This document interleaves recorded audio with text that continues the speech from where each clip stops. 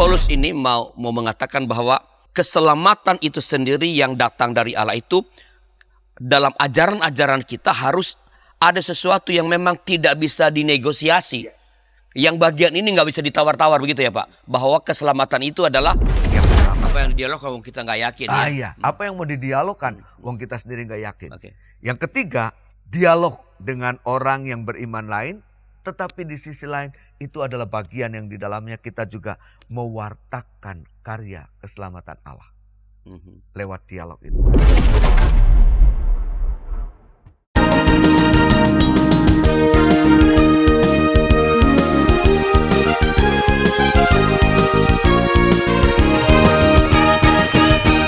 Sahabat DKB, kita kembali berjumpa dalam acara Gema Kasih Indonesia, sebuah program yang kami rancang untuk menolong kita memahami situasi-situasi yang terjadi di tengah-tengah masyarakat dari perspektif iman Kristiani, dan untuk juga membahas gagasan-gagasan yang ada dalam kekristenan, ajaran-ajaran, dan supaya dengan ini kita dapat memberikan respon yang tepat, yang baik terhadap berbagai macam isu-isu dalam kehidupan kita di tengah-tengah bangsa dari sudut pandang iman Kristiani. Nah, kali ini kita berbicara mengenai sebuah topik yang sangat penting di dalam ajaran gereja, itu mengenai keselamatan. Keselamatan untuk siapa? Itu yang akan kita bicarakan pada episode kali ini. Dan untuk membahas topik ini telah datang ke studio kami narasumber kita, Bapak Pendeta Immanuel Christo. Selamat datang ke studio Pak Im. Terima kasih Pak Arlianus untuk undangannya. Ya. Senang bisa berbagi bersama-sama pada kesempatan ini. Terima kasih Pak. Pak Immanuel Christo adalah seorang pendeta GKI, dia melayani di GKI Gunung Sahari, juga seorang ketua pembina ya Pak Im di Yayasan Kristen Universitas Kristen Duta Wacana, Yogyakarta. Ya, dan ketua dari Komisi Kependetaan GKI Seluruh Wilayah Jawa Barat. Ya, beliau juga sebenarnya sangat dikenal dengan sebuah program yang tiap hari Senin apa? Iya ya, Senin di RPK. Radio Pelita Kasih. Ya, RPK sebuah badan yang lain yang berkaitan dengan GKI tentang apa itu Pak Im? Monday Spirit. Monday Spirit. Motivasi. Isinya apa sih Pak? Iya, acara motivasi kecil-kecilan lah. Iya, ya. Itu acara sangat populer di Radio Pelita Kasih. Nah, Pak Im, seperti kita ketahui beberapa waktu yang lalu ini di ruang publik ini, sebuah aliran yang disebut dan menyebut diri sebagai Kristen progresif dia membuat heboh di jagat maya. Karena apa? Karena pendeta Brian menyatakan bahwa Yesus bukan satu-satunya juru selamat atau jalan keselamatan. Ya, dan perbuatan baik seseorang dapat menyelamatkan. Nah, pernyataan ini ya di media sosial kontan direspons oleh sejumlah pendeta, ya, tentu dengan berbagai macam sudut pandang. Walaupun sebagian besarnya tentu saja mengecam dan mengatakan bahwa ini adalah ajaran sesat.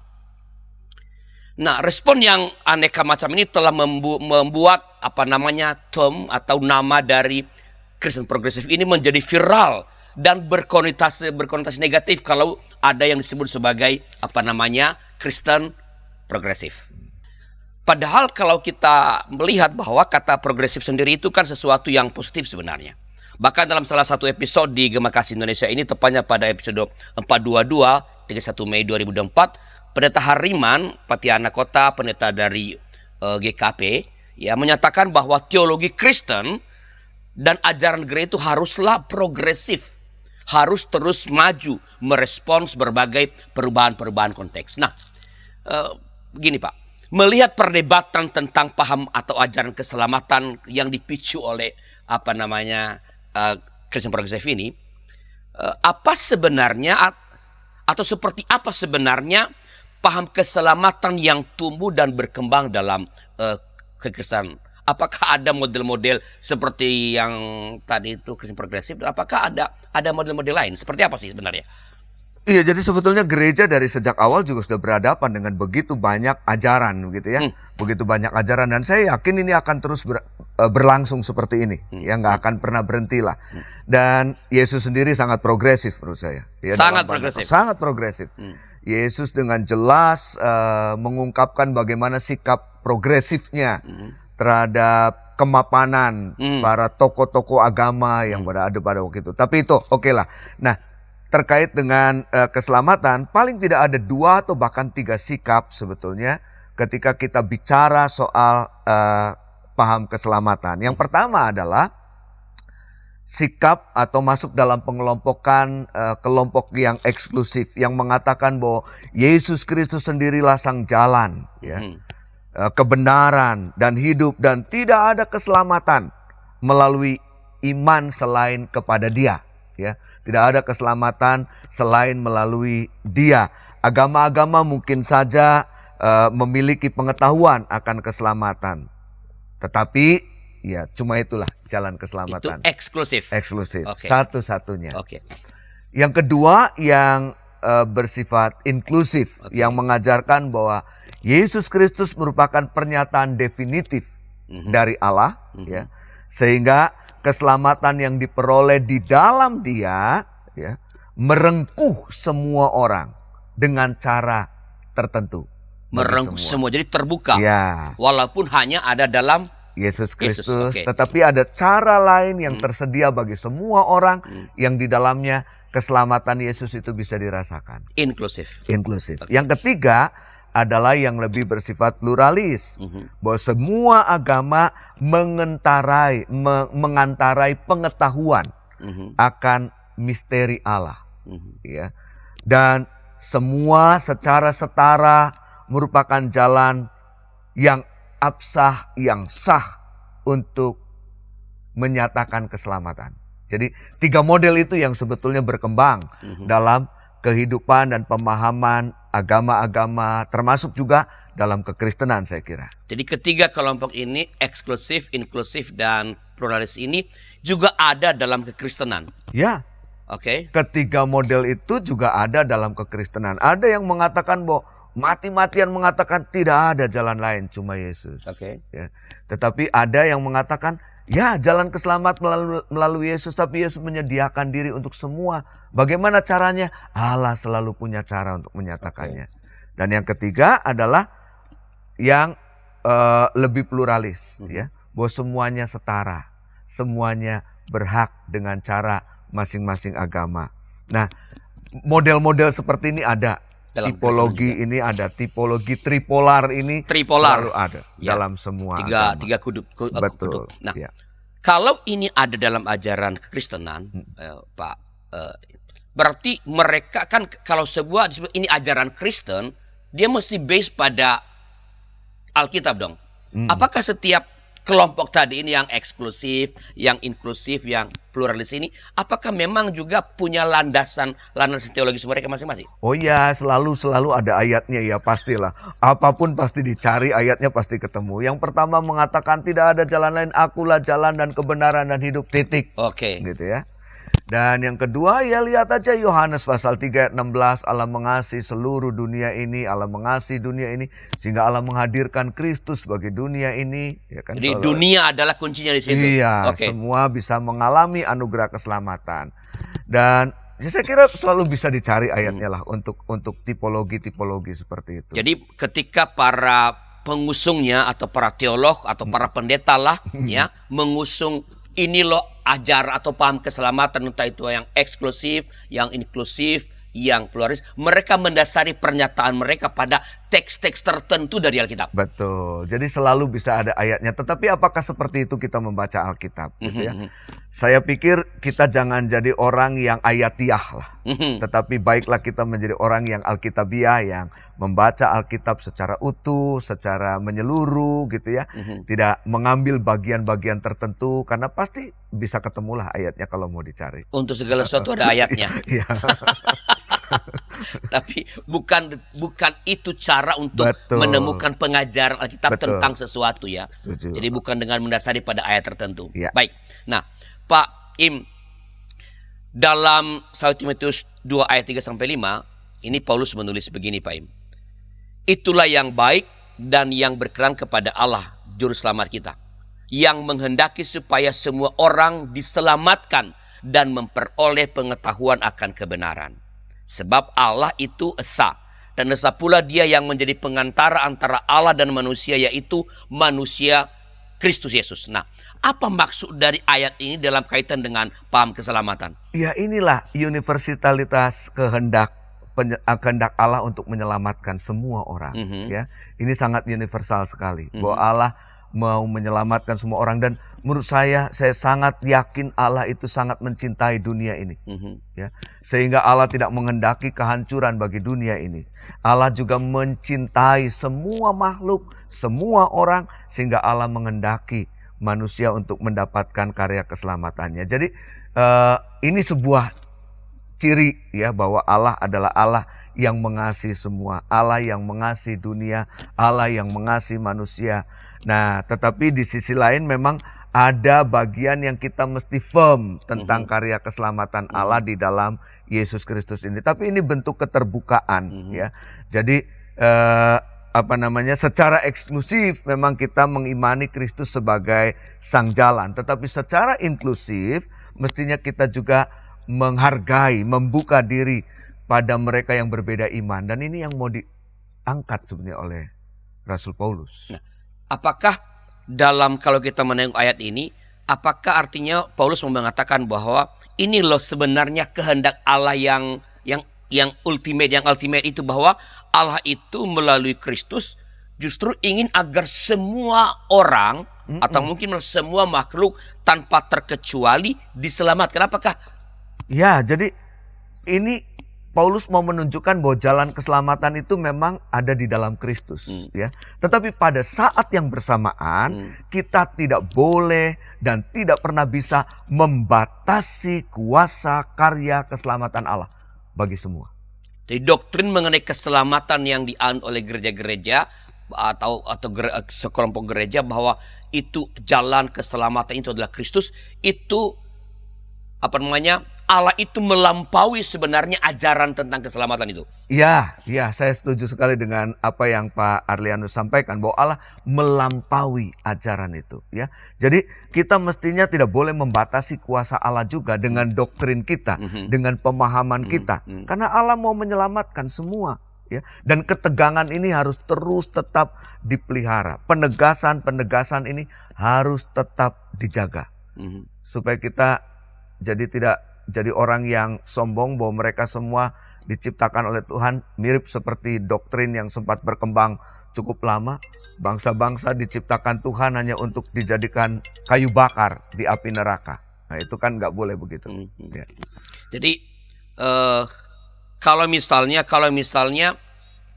kita hubungkan dengan tripolar tadi, Pak, ini Rasul Paulus ini kira-kira apakah bisa dikategorikan dalam satu kutub, yaitu dia eksklusif, inklusif atau pluralis, atau sebenarnya Paulus ini merangkum ketiga-tiganya? Saya setuju yang ketiga. Paulus ini merangkum ketiga-tiganya. Eksklusivitas iman kita adalah harus firm bahwa Yesus menyelamatkan kita. Dan itu yang nggak boleh berubah, ya. Ini yang non-negotiable. Okay. Tetapi pada bagian lain kita tidak bisa membatasi karya Allah yang mau menyelamatkan semua.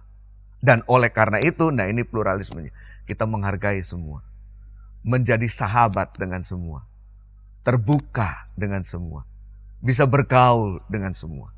Saya setuju dengan istilah yang ketiga tadi, Pak. Nah, jadi artinya sebenarnya bahwa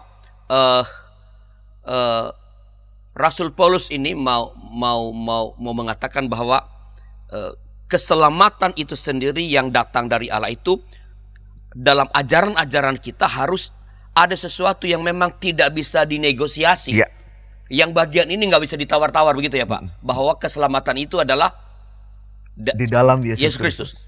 Nah, tapi ada yang bisa dinegosiasikan selain daripada itu, begitu maksudnya? Ya, saya mau ngasih ilustrasi begini, Pak. Ya.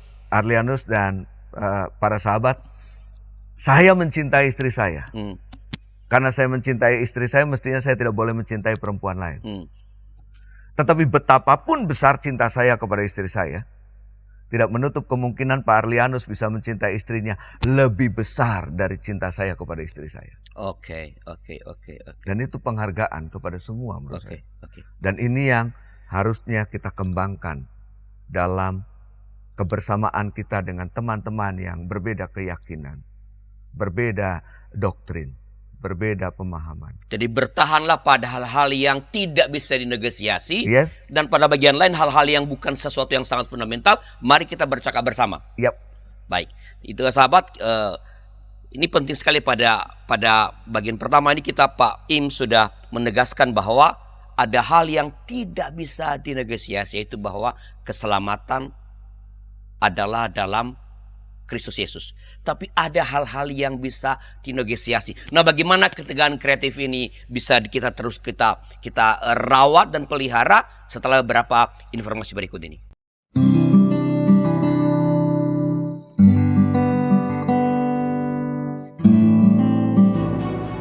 Hi folks, this is Daily Spirit for Youth, a daily devotional that helps you grow closer to God and apply His Word to your life. Daily Spirit for Youth dapat Anda saksikan hari Senin sampai Sabtu pukul 4.30 waktu Indonesia Barat di channel YKB TV. Kita jumpa dalam acara Pembangunan Jemaat. Pembangunan Jemaat setiap Senin di minggu kedua dan keempat pukul 20 waktu Indonesia Barat. Dapat Anda nikmati di channel YKB TV.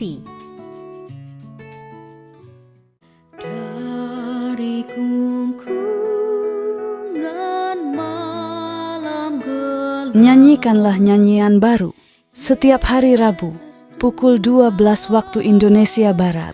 Dapat Anda nikmati di channel Lagu Rohani YKB TV.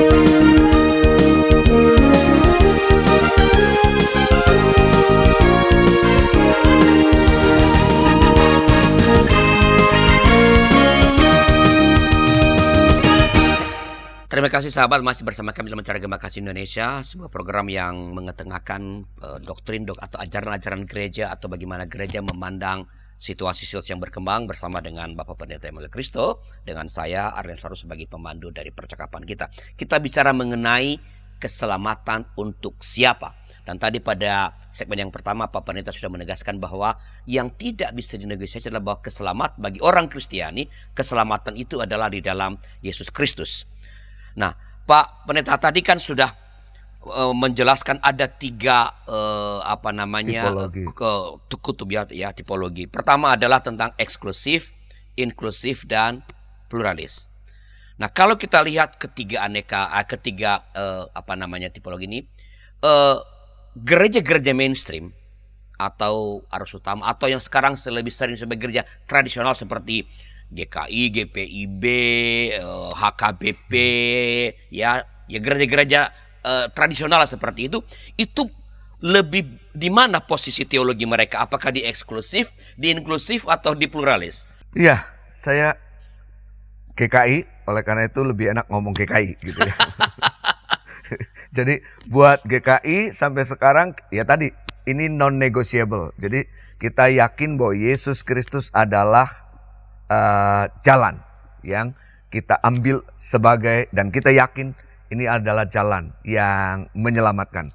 Nah, ada di posisi mana ya? Pertama-tama saya harus mengatakan bahwa kita ini adalah eksklusif yang inklusif harusnya. Eksklusif yang inklusif. Ya, okay. Karena kita meyakini bahwa Yesus Kristus adalah jalan satu-satunya untuk keselamatan. Tapi inklusif artinya kita juga tidak menafikan keyakinan lain ya bahwa Allah juga mau menyelamatkan semua.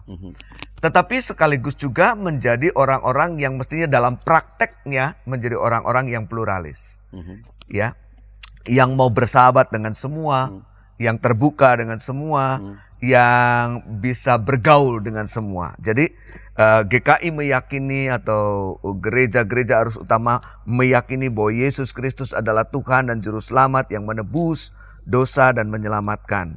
Dan keselamatan yang diterima itu adalah anugerah Tuhan, dan itu adalah anugerah yang mahal yang mesti kita jaga, kita hargai. Oleh karenanya kita mesti firm selamanya di tempat ini. Dan keselamatan itu adalah keselamatan yang kekal, yang di dalamnya Tuhan anugerahkan bagi kita. Tetapi kita juga mari menghargai semua yang juga dicintai oleh Tuhan. Kalau Tuhan saja mencintai mereka, masa kita kemudian tidak bisa mencintai mereka, gitu ya. Jadi ada di bagian ini, eksklusif yang inklusif, tetapi sekaligus juga dalam prakteknya adalah pluralis. Nah, bagaimanakah kita sebutlah tadi kan menghargai mereka yang berbeda. Seperti apa sih konkretnya itu, Pak? Kalau saya yakin nih bahwa keselamatan itu hanya ada dalam Yesus. Lalu saya berjumpa dengan sahabat-sahabat saya yang bukan beragama Kristiani. Apa wujud konkret dari penghargaan yang dapat saya berikan kepada mereka? Jadi pertama-tama iman, keyakinan, agama itu tidak pernah bisa dibandingkan.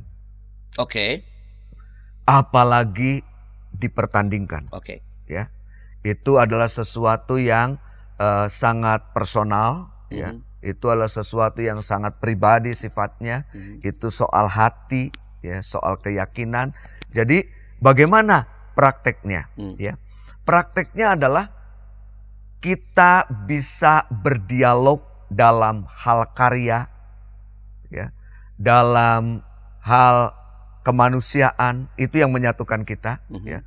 Tetapi untuk keyakinan mari kita mengatakan, saya meyakini ini dan kamu meyakini itu, tetapi apa yang saya yakini dan apa yang kamu meyakini tidak menghalangi kita untuk bisa menghadirkan diri menjadi berkat bagi negeri ini, menjadi berkat bagi Indonesia, menjadi berkat bagi semua. Ya.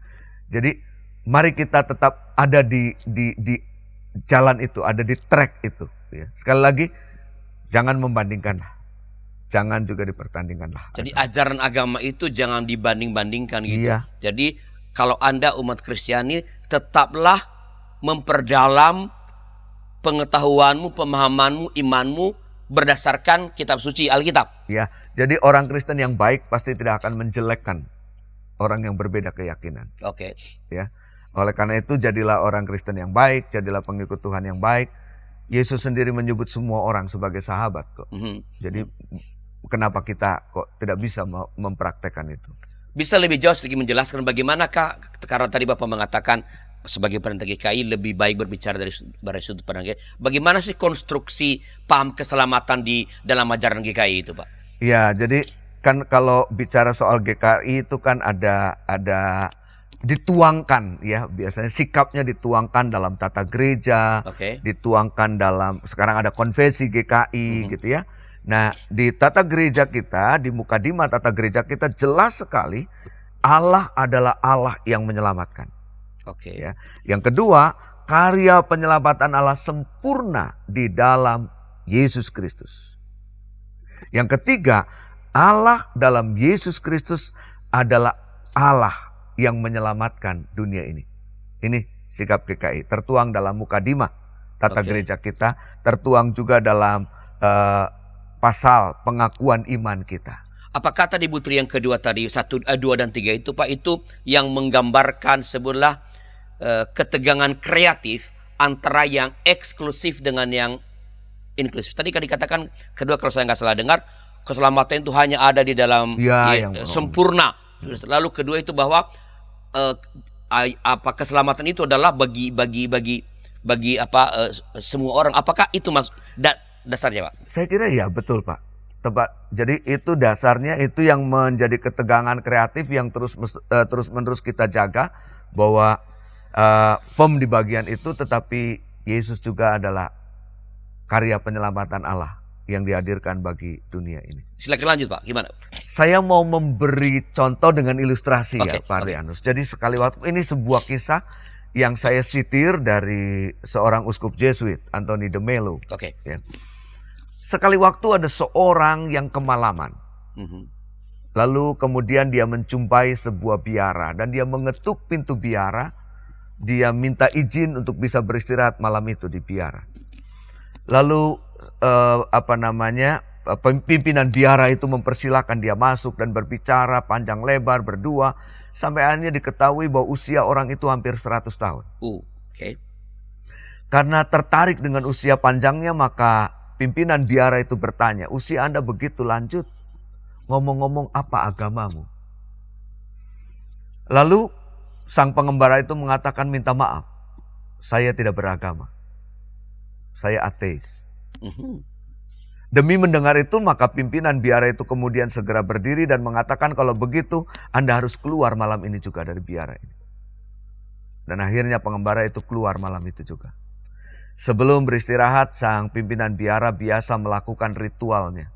Membuka-buka buku suci lalu kemudian berdoa. Nah, saat itulah kemudian dia tiba-tiba mendengar sebuah suara. Kenapa engkau mengusir pengembara yang kemalaman itu? Lalu pimpinan biara itu mengatakan, siapa engkau? Aku Tuhan yang kamu sembah. Tuhan, apakah engkau tidak tahu bahwa dia itu ateis dan tidak percaya kepada Tuhan? Lalu Tuhan menjawab, hampir 100 tahun sudah aku bisa menerima dia. Kenapa? Engkau tidak bisa menerima dia barang satu malam saja. Kisah ini menginspirasi betapa luar biasanya Tuhan yang kita sembah. Dan betapa kita harus belajar banyak tentang kasih yang harusnya kita praktekkan dalam hidup kita. Jadi penerimaan ya Pak. Yap.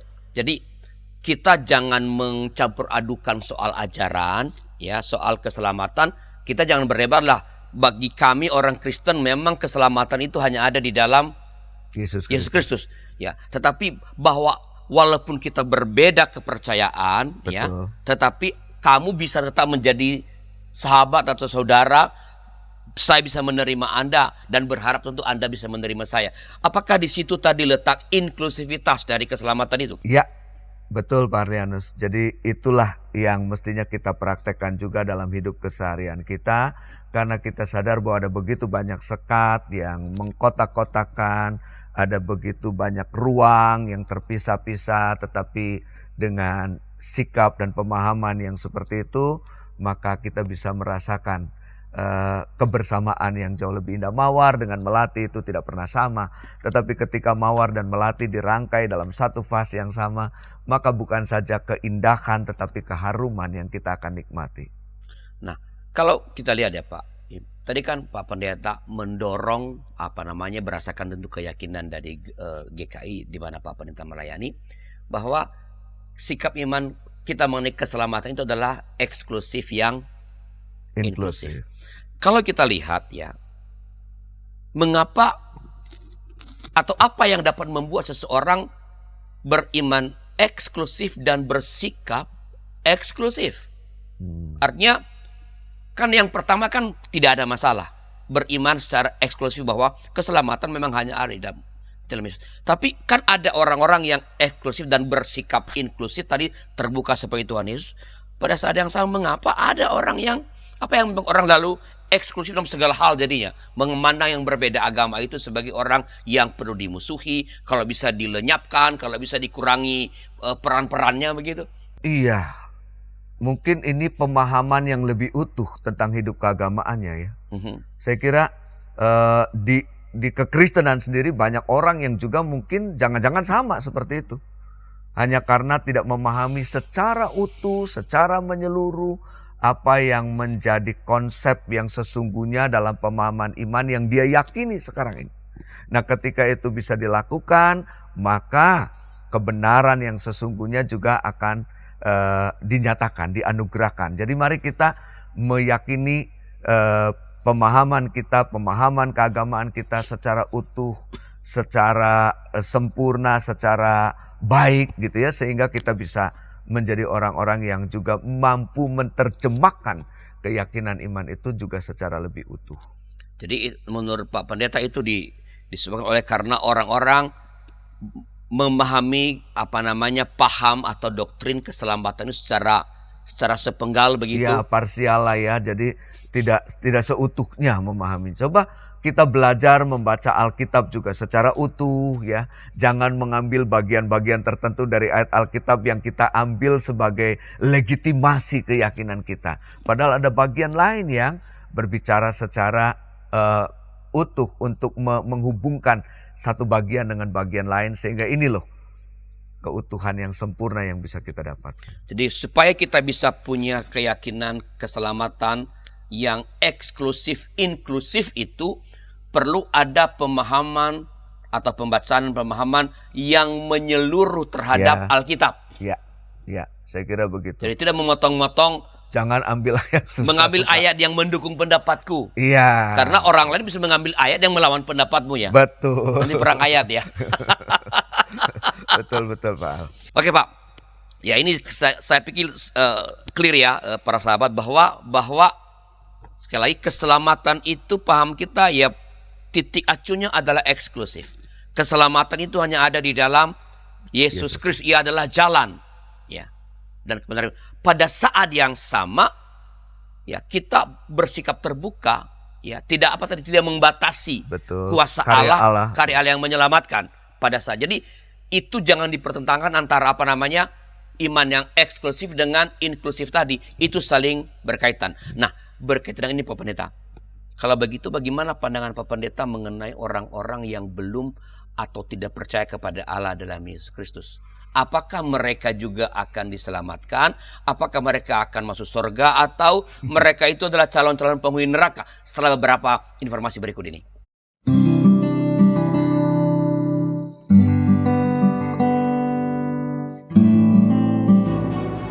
Hi folks, this is Daily Spirit for Youth, a daily devotional that helps you grow closer to God and apply His Word to your life. Daily Spirit for Youth dapat Anda saksikan hari Senin sampai Sabtu pukul 4.30 waktu Indonesia Barat di channel YKB TV.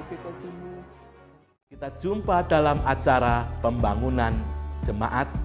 Pembangunan Jemaat setiap Senin di minggu kedua dan keempat pukul 20 waktu Indonesia Barat.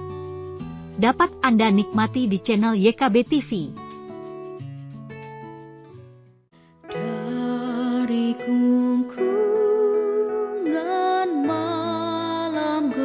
Nyanyikanlah nyanyian baru setiap hari Rabu pukul 12 waktu Indonesia Barat. Dapat Anda nikmati di channel Lagu Rohani YKB TV.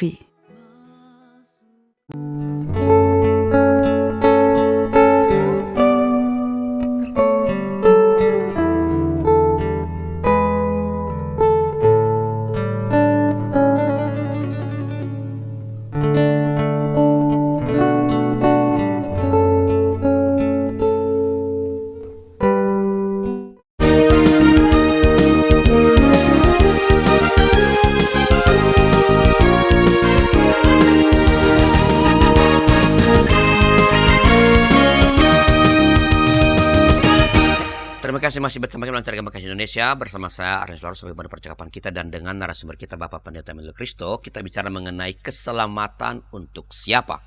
Dan para sahabat kalau mempunyai pertanyaan atau pendapat mengenai topik ini silakan tuliskan di kolom komentar dan tentu Bapak Pendeta Emmanuel Kristo dengan senang hati akan merespon pada waktunya nanti. Nah,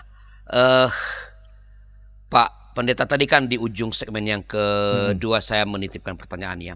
Bisa orang mengatakan pada bagian pertama penjelasan Pak Pendeta saya setuju bahwa keselamatan hanya ada dalam Yesus Kristus Tuhan. Yang kedua kita bersikap terbuka juga menjadikan saya menjadi sahabat dari mereka. Tetapi urusan keselamatan Pak Pendeta kalau tidak percaya kepada dalam Yesus Kristus pokoknya tidak akan masuk surga. Harus ke neraka, kalau enggak untuk apa saya beriman kepada Yesus kalau semua orang lalu masuk surga. Nah bagaimana sebenarnya pandangan teologi Pak Pendeta tentang mereka yang belum atau tidak percaya itu masuk surga atau tidak masuk surga? Iya, baik ini. Jadi pertama begini Pak, kita ini udah on the track. Oke. Kita ini on the track. Jadi yang sudah on the track ya sudah dalam tracknya ya.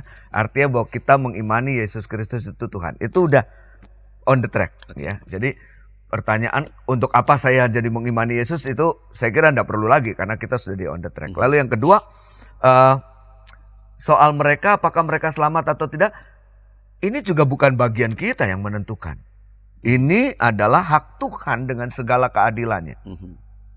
Dan saya kok yakin ya Tuhan adalah Tuhan yang adil. Kalau kita mau ambil ayat, nah ini pakai ayat nih Pak. Ya, dalam Roma pasal 2 ayat 12 itu dikatakan, sebab semua orang yang berdosa tanpa hukum Taurat akan binasa tanpa hukum Taurat. Dan semua orang yang berdosa di bawah hukum Taurat akan dihakimi oleh hukum Taurat. Betapa adilnya Tuhan itu. Ya, sangat adil, ya. Dan dikatakan juga, atau Allah itu apakah Allah itu adalah Allah orang Yahudi saja? Enggak juga. Allah bagi semua bangsa. Jadi Allah yang kita imani itu adalah Allah yang adil. Ya.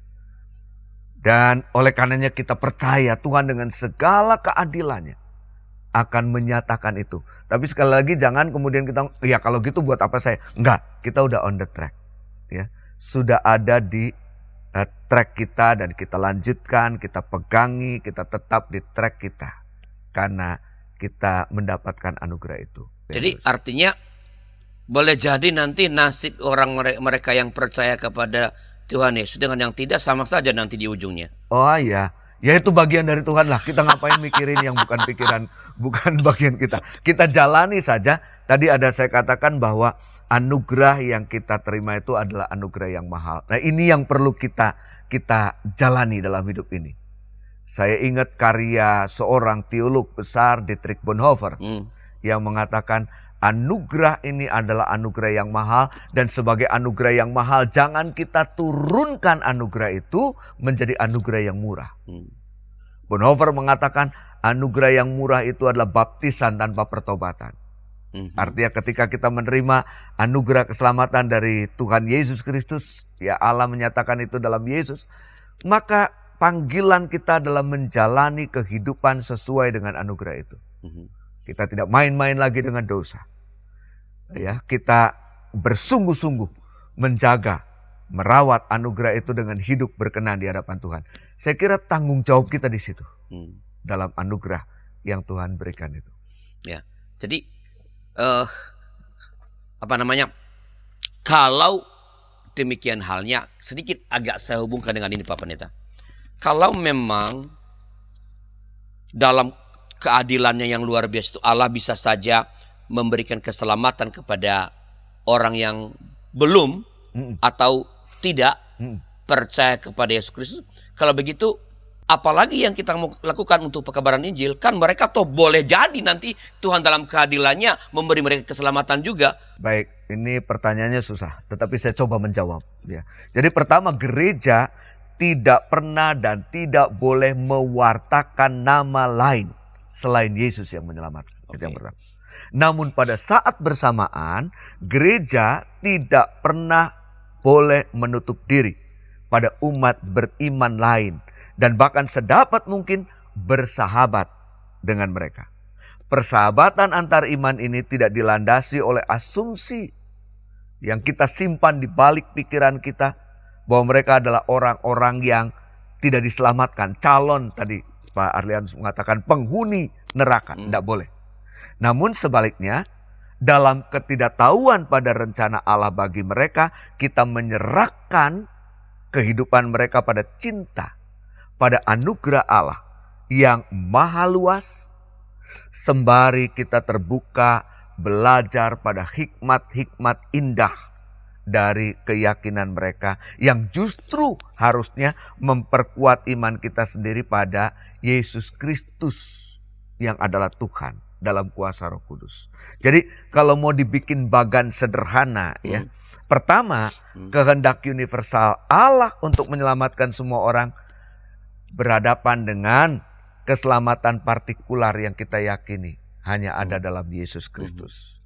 Lalu yang kedua, keterbukaan penuh persahabatan pada agama lain diperhadapkan dengan komitmen yang harusnya makin kuat dalam iman kita. Kita tidak mungkinlah berdialog dengan orang yang berbeda keyakinan kalau kita tidak punya dasar yang kuat dalam iman kita bahwa Yesus itu Tuhan yang menyelamatkan. Apa yang didialog kalau kita nggak yakin? Iya. Apa yang mau didialogkan wong kita sendiri nggak yakin. Yang ketiga, dialog dengan orang yang beriman lain, tetapi di sisi lain itu adalah bagian yang di dalamnya kita juga mewartakan karya keselamatan Allah lewat dialog itu. Jadi kurang lebih bagannya seperti itu. Jadi keyakinan kita bahwa keselamatan hanya ada dalam Tuhan Yesus itu kita harus wartakan. Ya, Tetapi pewartaan kita tidak bersifat judgmental, menghakimi, menyala-nyalakan Iya. orang yang berbeda agama dengan kita. Apalagi, lu tidak percaya, neraka lu. Hati-hati lu.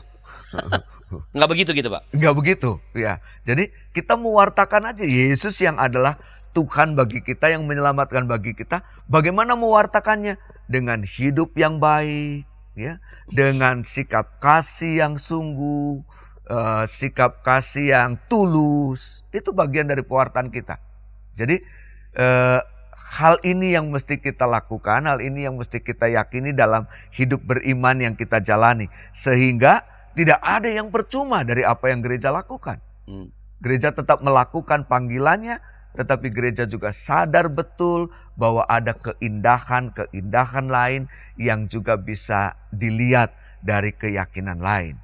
Untuk kita semakin bersungguh-sungguh dalam iman kita kepada Yesus Kristus Tuhan. Nah, ketika saya berjumpa dengan seorang yang berbeda agama dengan saya, Pak Pendeta, apakah saya harus mewartakan kepadanya bahwa dalam keyakinan saya itu, misalnya dalam dialog tadi itu, bahwa memang keselamatan itu hanya ada dalam Yesus? Apakah hal seperti ini saya perlu wartakan nggak? Ya kan, pewartaan kita bisa dilakukan dengan banyak cara ya. Saya tidak harus ngomong bahwa apa yang saya enggak harus begitu toh. Artinya ketika saya bersama dengan dia saat saya mau berangkat naik pesawat dan saya memberikan waktu untuk saya berdoa, dan mungkin dia tahu kalau saya sedang berdoa. Itu bagian dari pewartaan saya. Ketika saya makan bersama dengan orang yang berbeda keyakinan, saya juga berdoa mensyukuri makanan, minuman yang Tuhan berikan. Itu bagian dari pewartaan saya di hadapan mereka gitu. Tetapi saya juga menghargai dan mungkin saya juga bisa mengingatkan kepada mereka, sudah mensyukuri belum rahmat Tuhan lewat makanan yang kamu mau nikmati siang hari ini?